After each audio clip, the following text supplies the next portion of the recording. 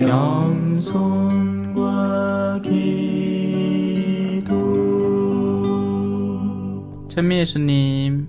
그때 예수님께서는 군중을 보시고 산으로 오르셨다. 그분께서 자리에 앉으시자 제자들이 그분께 다가왔다. 예수님께서 입을 여시어 그들을 이렇게 가르치셨다. 행복하여라 마음이 가난한 사람들, 하늘나라가 그들의 것이다. 행복하여라 슬퍼하는 사람들, 그들은 위로를 받을 것이다. 행복하여라 온유한 사람들, 그들은 땅을 차지할 것이다. 행복하여라 의로움에 줄이고 목마른 사람들, 그들은 흡족해질 것이다. 행복하여라 자비로운 사람들, 그들은 자비를 입을 것이다. 행복하여라 마음이 깨끗한 사람들, 그들은 하느님을 볼 것이다. 행복하여라 평화를 이루는 사람들, 그들은 하느님의 자녀라 불릴 것이다. 행복하여라 의로움 때문에 박해를 받는 사람들, 하늘나라가 그들의 것이다. 사람들이 나 때문에 너희를 모욕하고 박해하며 너희를 거슬러 거짓으로 온갖 사악한 말을 하면 너희는 행복하다. 기뻐하고 즐거워하여라. 너희가 하늘에서 받을 상이 크다. 주님의 말씀입니다.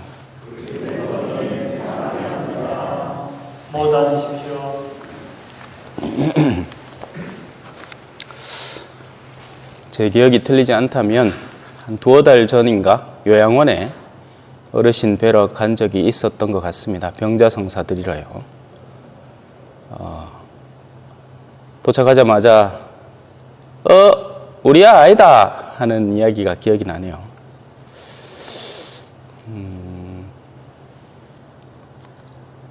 장례미사는 망자를 위한 것이기보다 살아있는 우리들을 위한 겁니다. 풍선 같은 겁니다.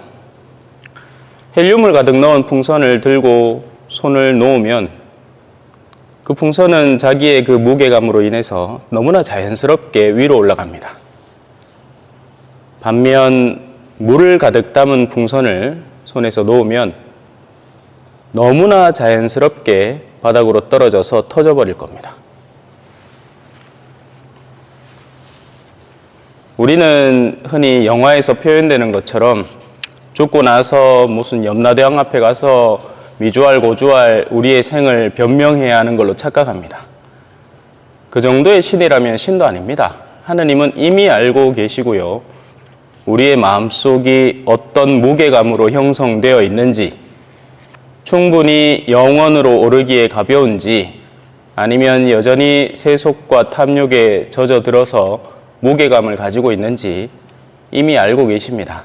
죽음이라는 순간은 최종적으로 그 속박의 고리를, 아래로 내려가는 영혼들은 그래도 조금만 더 기다려보렴, 너에게 기회가 있겠지, 다시 올라갈 수 있는, 영혼을 가볍게 만들 수 있는 기회가 있을 것이다. 나는 전능하신 하느님이니까 너희에게 그런 기회들을 선물해 주마. 심지어는 너희의 부모의 장례날 너희가 듣게 될 메시지를 통해서라도 한 번이라도 더 묵상해 보고 가렴 하는 기회가 선물될 수도 있고요. 반면 다른 한편으로 위로 올라가려는 영혼은 조금만 더 참아라. 아직까지 네가 세상에 남겨져서 보여야 할 수많은 메시지들, 그 메시지를 필요로 하는 사람들이 있다. 그러니 한 번만 더 머물다가 조금만 더 견디다가 그들에게 조금만 더 기회를 제공해주고 가렴.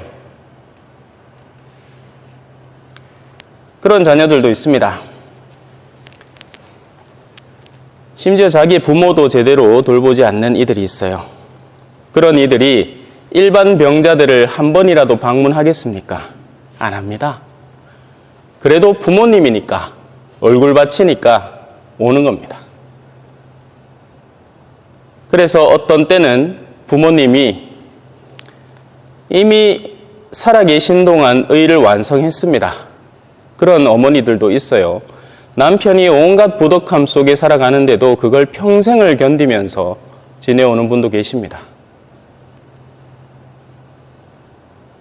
당장 하늘나라 데려가도 이상하지 않을 것 같은데 하느님이 계속 남겨두십니다. 왜냐하면 자녀들 때에서 또 묵상하게 해야 할 기회가 있기 때문이죠. 그래서 오늘 독서와 복음을 유심히 들으셨는지는 모르겠으나 오늘 일독서는 의인들의 영혼의 안녕을 선물합니다. 평화를 선물해줘요. 의인들의 영혼은 하느님의 손안에 있어서 어떠한 고통도 겪지 않을 것이다. 이 말은 육체적 고통을 말하는 게 아닙니다. 육체의 고통은 현실적이고 우리의 육체가 고통당하는 동안 지금 터키에서 무너진 잔해 속에 깔려서 구조될 손길만 기다리고 있는 아직 생존해 있을 그 사람들에게는 육체의 고통은 지독한 현실입니다. 하지만 의인이 고통당하지 않는다는 말은 그의 내면이 올바름 안에 서 있기 때문에 영혼이 고통당하지 않는다는 겁니다. 반대의 경우도 얼마든지 많죠.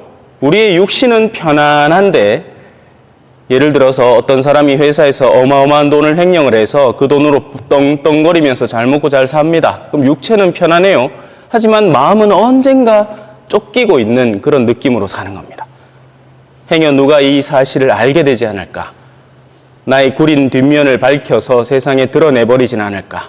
그러면 너무 불안한 채로 영혼이 죽은 상태로 사는 거죠.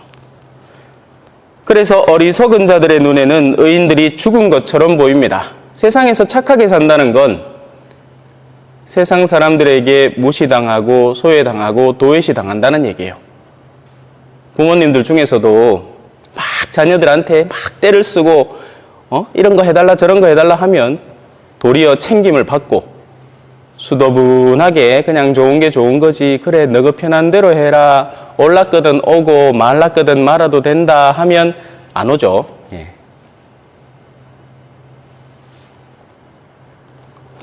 그들의 말로가 고난으로 생각되며 우리에게 떠나는 것이 파멸로 여겨지지만 그들은 평화를 누리고 있다.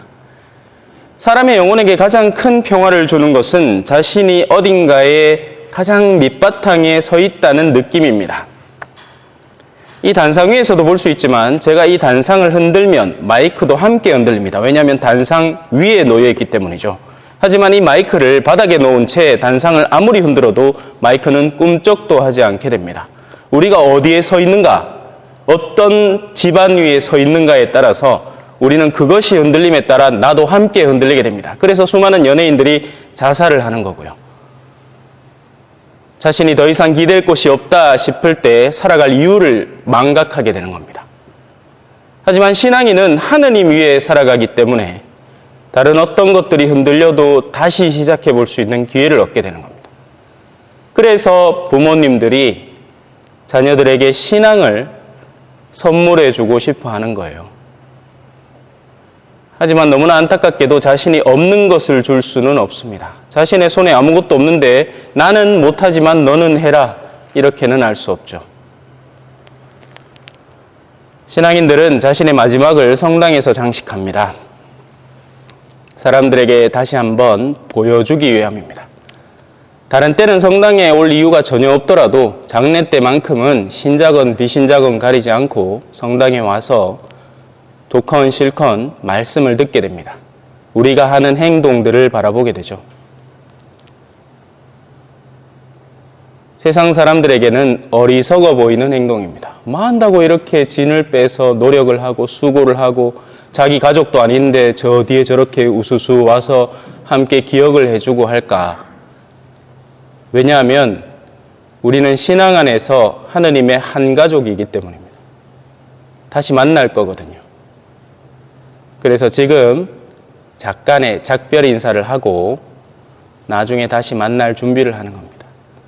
모쪼록 여기 오신 유가족 여러분들도 어머니의 신앙을 따라서 자신의 내면을 잘 챙겼으면 좋겠습니다. 지금의 헤어짐이 영원한 헤어짐이 되지 않도록 어머니는 그동안 신앙 안에서 살아오셨을 것이고 지금은 하느님 안에서 쉬고 계시겠죠. 그럼 나중에 만나러 가야죠. 모쪼록 그랬으면 좋겠습니다. 아멘. 찬미 예수님, 겸손과 기도.